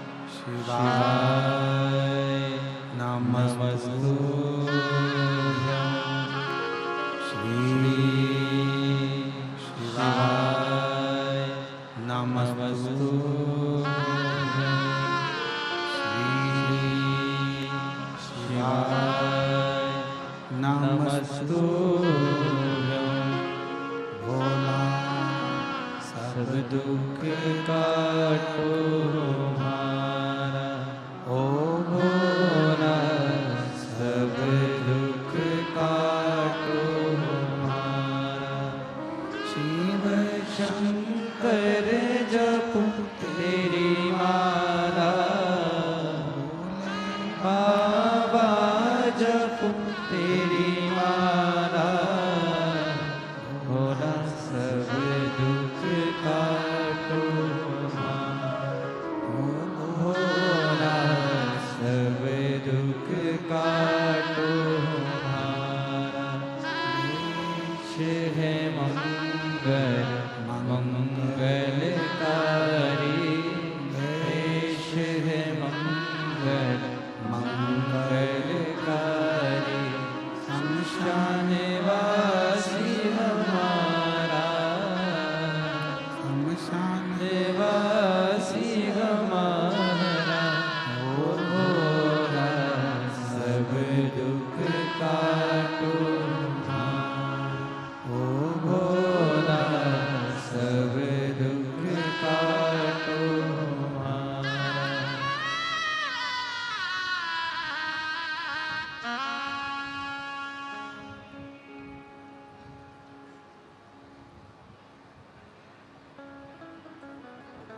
बाबा देवादिदेव महादेव भगवान शिव गर्दानी त्रिकालदर्शी कैलाशी विनाशी भगवान शंकर की पवित्र कथा कह रही है, शिव महापुराण वर्णन कर रही है, शिव तत्व कह रहा है। भगवान शिव की कथा बाबा देवादिदेव महादेव का चरित्र कह रहा है। एक ऐसी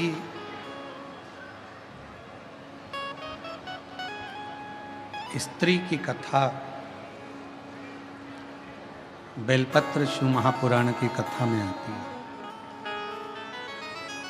एक अनंत नाम के राजा हुए। उन अनंत नाम के राजा की एक लड़का हुआ, पुत्र, जिसका नाम था दुर्जय।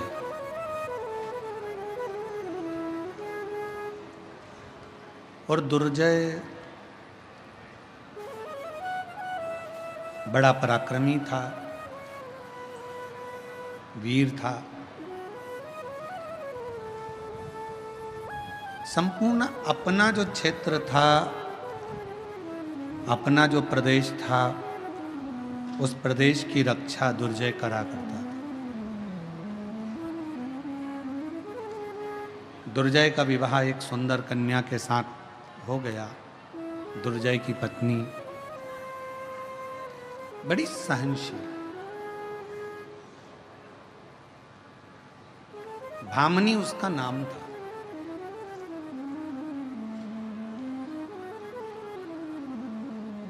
और दुर्जय की धर्म पत्नी भामनी भगवान की बड़ी आराधना करते थे, उपासक थे। और अभी आपको कथा में कहा कि तारकासुर के हृदय में शिव विराजमान है। तो माँ जगतजननी दुर्गा भवानी खुद कह रही हैं कि तू तारकासुर को मारना, पर उसके हृदय में कोई बाण ना लगे, क्योंकि दिल में शिव बसा। और आपको फिर कहेंगे, सबका दिल दुखाओगे वो अपनी जगह पर है, पर कोई शंकर के भक्त को यदि परेशान करोगे, शिव के भक्त के लिए अपशब्द कहोगे, गाली दोगे, ताना दोगे, आड़ा टेढ़ा बोलोगे, तो उसका जवाब शिव भक्त तो नहीं देगा, पर उसका जवाब देवादिदेव महादेव जरूर।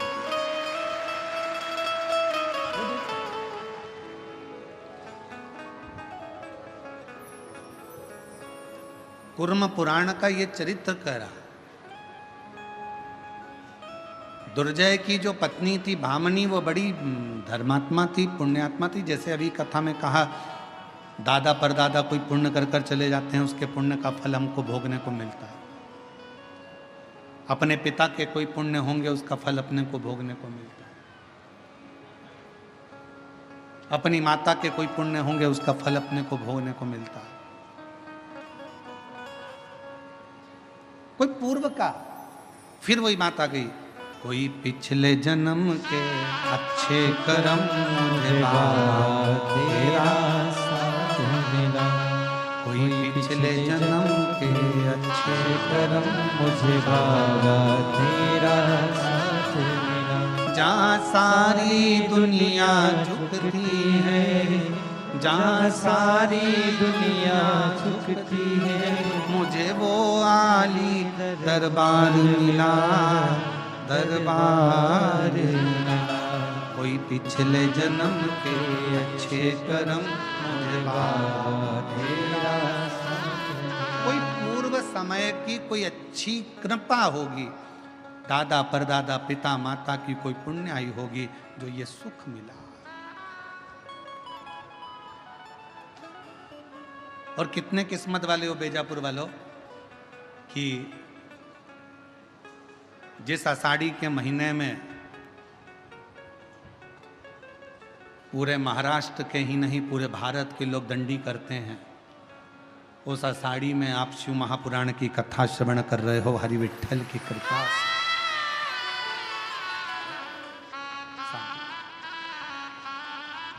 कोई पूर्व का पुण्य हमारा और आपका प्रकट। ये लाखों की भीड़, लाखों की संख्या में आप लोग आए हैं। पंडाल तो क्या, पंडाल के ग्राउंड में भी कहीं जगह नहीं है, लोग गाड़ियों पर चढ़ चढ़ के बैठे हुए हैं। ये पुण्याई है, ये पुण्य।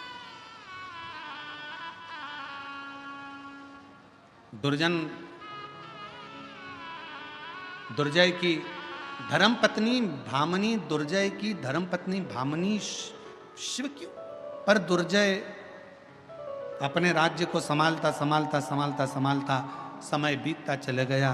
और एक दिन दुर्जय के मन में आया कि मैं मृगा करने के लिए जाता हूँ। कोई हिरण को मारने के लिए, मृगा करने के लिए घोड़े पर बैठ गया, निकल गया।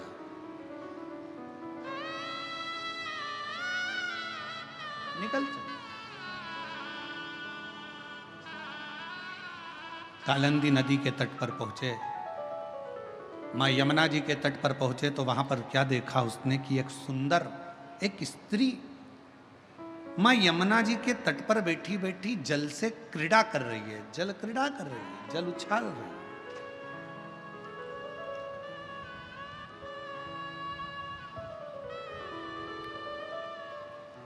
जल क्रीड़ा कर रही है, जल उछाल रही है। ये मृगा करने के लिए गया था, धीरे धीरे घूमते घूमते उस स्त्री के पास में पहुंच गया। और दुर्जय जैसे ही उस स्त्री के पास पहुंचा तो उससे पूछा कि तुम कौन?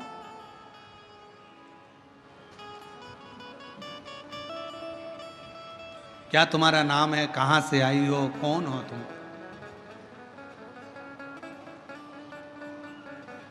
उस स्त्री ने कोई जवाब नहीं दिया। दुर्जय ने फिर पूछा, और शिव महापुराण की कथा यह कहती है कि पर पुरुष अगर कुछ पूछ रहा है तो उसका उत्तर बड़ा सोच कर दो, अन्यथा मौन रहकर अपने गंतव्य की ओर चल। पहले का नियम कितना प्रबल था, पहले की स्त्रियां अपने पति का नाम तक नहीं लेती थी। अब आज के जमाने में तो आवाज दे के बुला लेती हैं, ए कमलेश। अब कमलेश डिप्रेशन में, चिंता। पहले की स्त्रियां कितनी नगर निगम वाले आए, नगर पालिका वाले, नगर निगम वाले आए और डायरी लेकर, फाइल लेकर आए, सबके घर जाए थे। एक घर में पहुंचे, वहां जाकर उन्होंने दरवाजा बजाया, बेल बजाई, पत्नी निकल के बाहर आई। जैसे ही पर पुरुष को देखा उसने सिर पे पल्लू ले लिया, पल्लू लिया तो उसने पूछा तुम कौन हो? तो कहा हम नगर निगम से आए। अच्छा, सर्वे करने के लिए? अच्छा, क्या सर्वे करना है? कितने लोग रहते हैं इस घर में? 4। अच्छा, क्या नाम है? मेरा नाम संगीता, बेटे का नाम रामू, लड़की का नाम बिमला। अच्छा, पति का नाम? पति का नाम क्या लगा? पति का नाम इतने में उसने कहा नहीं, हम हमारे यहाँ पति का नाम नहीं लेते। तो हम डबल से सर्वे करने थोड़ी ना आएंगे, हमारे पास इतना टाइम नहीं है, मैं रजिस्टर में चढ़ाना। पति का नाम बोलो।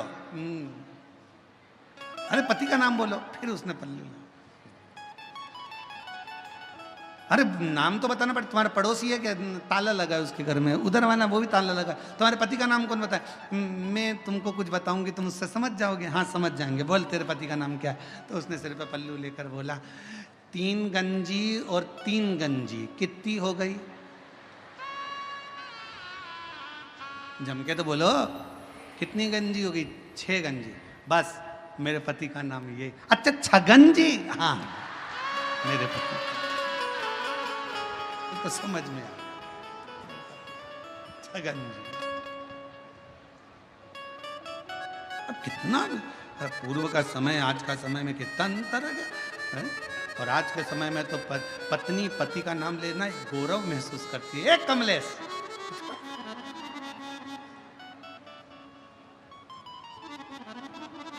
पहले के समय में बहू को अगर अपने पति से कुछ कहना होता था ना तो डायरेक्ट नहीं कहती थी, पहले सास से कहती थी, सास ससुर से कहती थी, ससुर अपने बेटे से कहता था। आज के ज़माने में तो बहू को कुछ भी कहना है, भरी सभा में लोग बैठे हैं और पति को कुछ भी कहना, इशारे में आ जाए तो ठीक है, नहीं तो बाजू में जाके कोनी मार के चलो वो जा।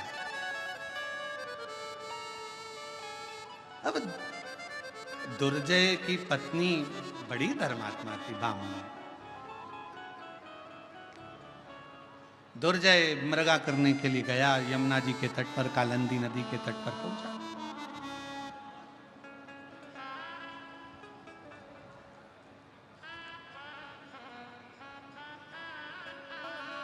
कालिंदी नदी के तट पर जैसे ही पहुंचा, एक सुंदर सी स्त्री, नाम पूछा जा रहा है, तुम्हारा नाम क्या है? वो बताती नहीं है। कहां से तुम आई हो? वो भी नहीं बोलती, वो भी नहीं। तुम कहां से आई हो, कौन हो? कोई जवाब नहीं। फिर कहा, आखिरी में फिर पूछा कि तुम्हारा नाम क्या है? तो कहा मेरा नाम उर्वशी, अप्सरा। मैं उर्वशी हूं, अप्सरा हूं, देवलोक में रहती हूं, अप्सरा लोक में रहती हूं, यहां आई हूं। ठीक है, बड़ी सुंदर हो आप। सुंदरता का बखान करते करते दोनों में स्नेह बढ़ गया। दुर्जय भामनी का पति वहीं पर रह गए।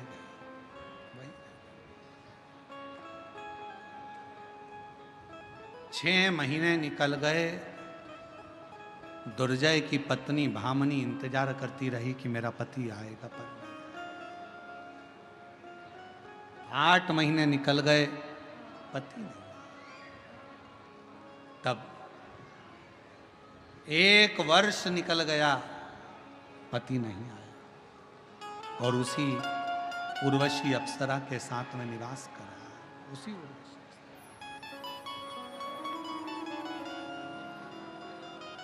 वही निवास कर रहा है। एक दिन भामनी के मन में, जरा ध्यान देना, बेलपत्र शिव पुराण की कथा चल रही है, बहुत सावधानी से सुनिएगा। आज कथा का 6ठा दिवस है। आज की कथा को शिवरात्रि की कथा मानी जाती है, और कल कथा का समय सुबह 8 बजे से 11 बजे तक कथा स्थल पर रहेगा। टीवी पर वही 1 बजे से 4 बजे तक रहेगा। पर जो आज की कथा है उसको अपनी जिंदगी में उतारना जरूर, कि एक बेलपत्री की महत्वता कितनी है, उसको समझिए।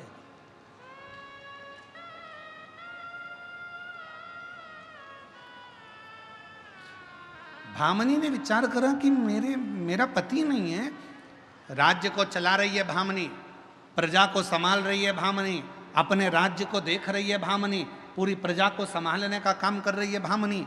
और धर्म पत्नी का सबसे बड़ा एक धर्म और है। धर्म पत्नी का सबसे बड़ा धर्म यह है कि पति के पथ पर पति चल रहा है, उसको बल प्रदान करना। और मान लो पति अगर कहीं उलझ गया है, कोई चिंता में, कोई व्याधि में, कोई टेंशन में अगर पति पड़ गया है, तो धर्म पत्नी का सबसे बड़ा लक्षण है उसको व्हील पावर मजबूत करना। क्यों चिंता करते हो? सब अच्छा होगा, भगवान ने दिया था और देगा, अच्छा समय आएगा, टेंशन मत लो, चिंता करने की जरूरत नहीं है। क्यों चिंता करते हो? किस लिए?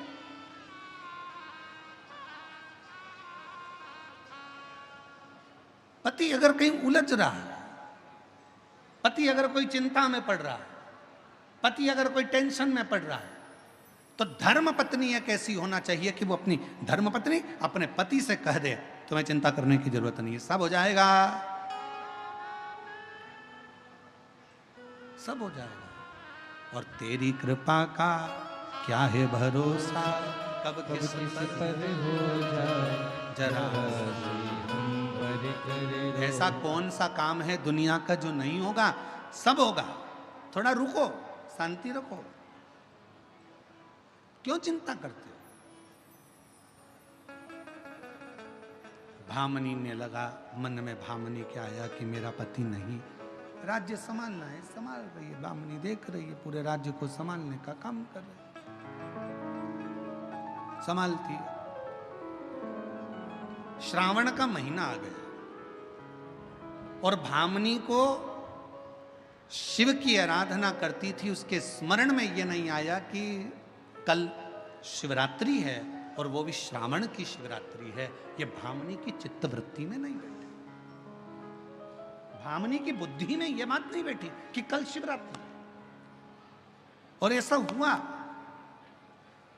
मेरी जीजियों, एक बात आपसे पूछें, उत्तर देना।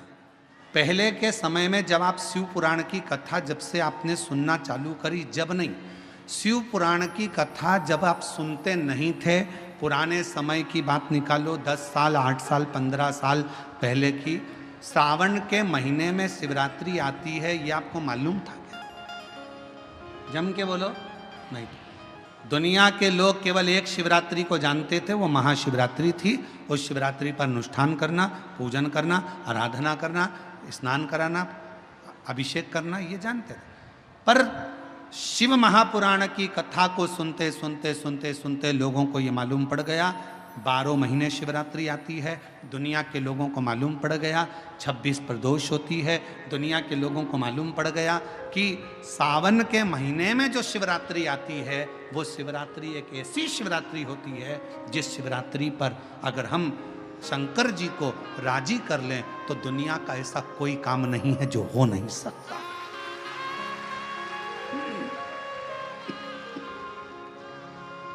शिवरात्रि, इसलिए हमने भी एक नियम शिव महापुराण की कथा को सुनकर शुरू से एक नियम बनाया कि शिवरात्रि सावन की पड़े और उस दिन शिव जी का ऑनलाइन अभिषेक करते हो। आप लोग सब लोग हाथ उठाओ, कौन कौन करता है यार? सब करते हो? रखो रखो रखो सब।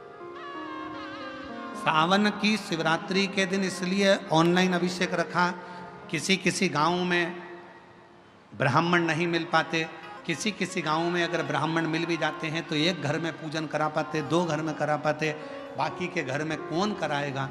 किसी किसी शहर में माताएं किसी को घर में बुलाना पसंद नहीं करती तो कोई वहाँ नहीं पहुँच पाता, तो इसलिए इस अभिषेक को ऑनलाइन रखा जाता है जिससे सब अपने अपने घर में रहकर अपने अपने परिवार के समेत और आपसे निवेदन करें, उसको करा करें। सावन के महीने की शिवरात्रि की हम घोषणा करेंगे उसकी बीच में कथा में, जब भी आगे आपको सूचना मिलेगी कि उस अभिषेक को जब करा जाए तो अपने अपने घर के पतियों को, बच्चों को भी ये बोला करो कि एक दिन, पूरे वर्ष में एक दिन सावन की शिवरात्रि का निकालो, शाम के समय का, साथ में बैठो, अभिषेक करो, पूजन करो, झोली पसार कर बाबा से विनय करो, खाली नहीं छोड़ेगा मेरा बाबा, 3 महीने में झोली जरूर करेगा।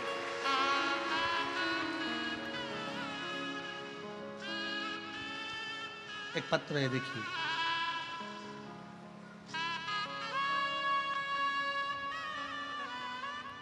दुर्गेश राजेंद्र अग्रवाल बेजापुर से हैं। सर्वप्रथम मैं विशाल भैया संचेती जी को आभार व्यक्त करती हूँ कि उन्होंने हमारे बेजापुर में शिव महापुराण की कथा करवाकर हम सबको कृतार्थ किया।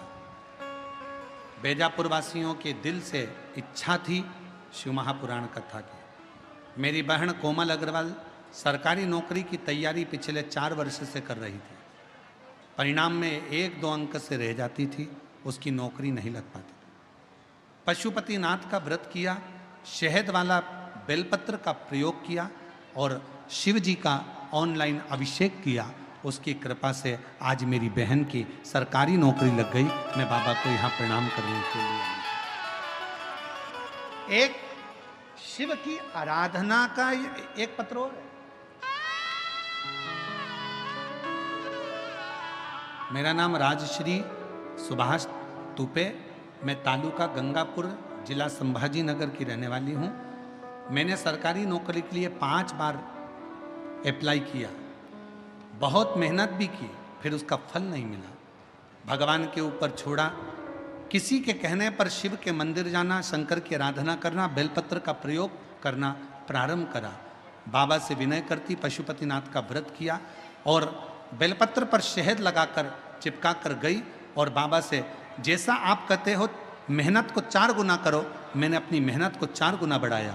आप कहते हो पढ़ाई 4 गुना करो, मैंने रात दिन पढ़ाई करी और बाबा की कृपा से मेरा महाराष्ट्र पुलिस में हो गया और मैं अब जलगांव में नौकरी कर रही हूँ। मैं बाबा को यहाँ धन्यवाद देने के लिए। एक शिव कथा कहती है,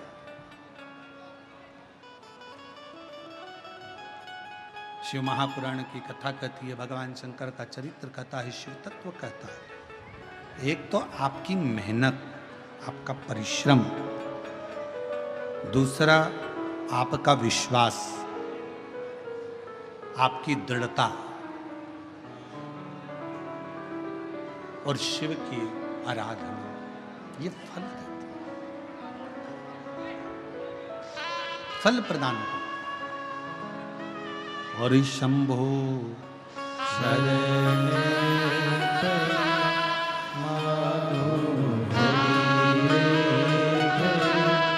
दुख काटो दया करी दर्शन आपो शंभो शरण मांगू घड़ी रे दुख काटो दया करी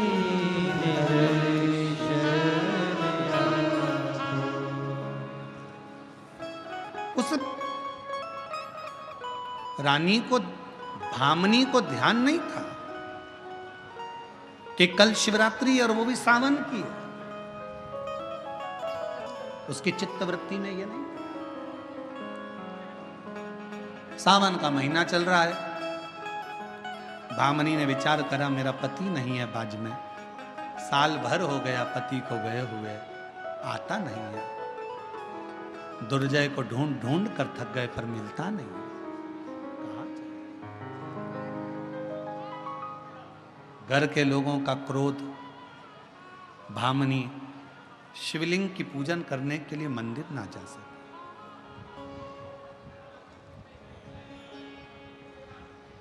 मंदिर ना जा सके।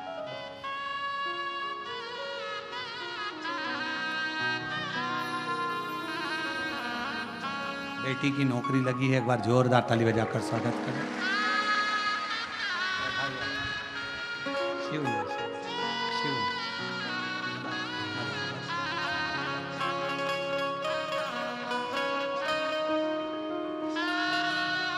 शिव कथा कर रही। भामनी ने विचार करा कि मैं क्या करूं। घर के लोग मंदिर ना जाने दें, घर के लोग शिवालय तक ना जाने दें। होता है किसी किसी घर में आप लोग जल चढ़ाने के लिए मंदिर जाते हैं या कोई उपाय करने के लिए मंदिर जाते हैं या कोई व्रत करने के लिए मंदिर जाते हैं तो घर के लोग नाराज हो जाते हैं, क्रोध करते हैं, चिड़चिड़े हो जाते हैं। तो हमारा निवेदन है, अगर मंदिर तक नहीं पहुंच पा रहे हो, घर के लोग मना कर रहे हैं, घर के लोग अगर मना कर रहे हैं तो उनकी बात को स्वीकार करो, मत जाओ। अपने घर में जो शंकर का शिवलिंग है उसी पर अनुष्ठान कर लो, उसी पर पूजन कर लो, उसी की आराधना, उसी की। सबके घर में शिवलिंग है? जम के तो बोलो, है छोटा छोटा शिवलिंग? होना चाहिए।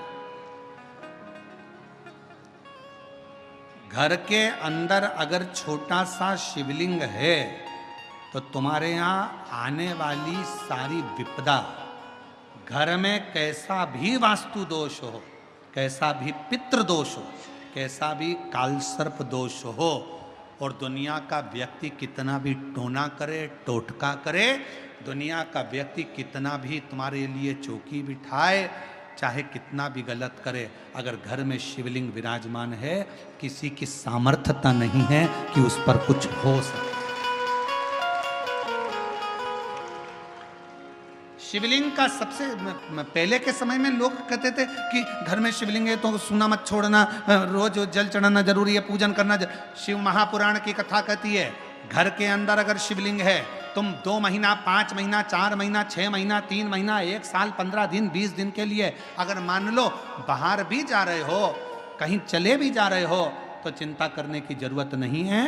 शिवलिंग के ऊपर एक चावल का दाना, एक बेलपत्र चढ़ाकर तुम कहीं पर भी चले जाओ, शिवलिंग कभी दोष नहीं देगा, तुम्हारे को बद्दुआ नहीं देगा, कभी नहीं। आप आराधना करिए शंकर की, आप पूजन करिए शिव की।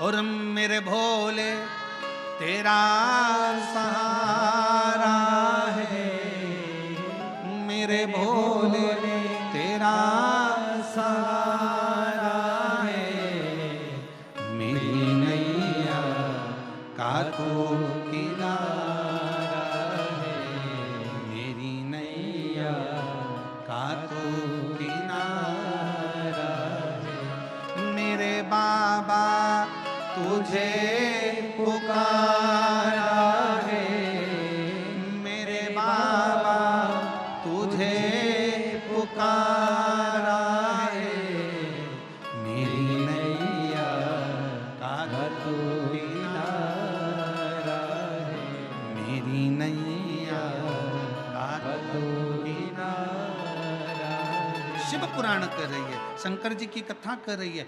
आप घर में छोटा सा शिवलिंग, भामनी ने विचार करा मुझे तो कोई रखता नहीं, मुझे मंदिर जाने देते नहीं, मैं शिव की आराधना करने जा सकती नहीं, तो भामनी ने अपनी दासी को भेजा और दासी से कहा तू एक काम कर, उसको मालूम नहीं है कि कल शिवरात्रि है, वो भी श्रावण की शिवरात्रि है। उसने अपनी दासी को भेजकर एक बेलपत्र बुलवा ली और बेलपत्र, फिर वही निवेदन, बेलपत्र लेकर आओ तो मंत्र दीजिए, ओम, जम के बोलो ओम नमः शिवाय, और बेलपत्र लेकर आओ तो फिर कामना करिए बाबा शिव शंकर ने माँ गोरा आपको बुलाया है कष्ट हरने के लिए, दुख हरने के लिए, आप चलिए। जो लेकर जा रहा है उसका भी दुख हरती है, जो चढ़ा रहा है उस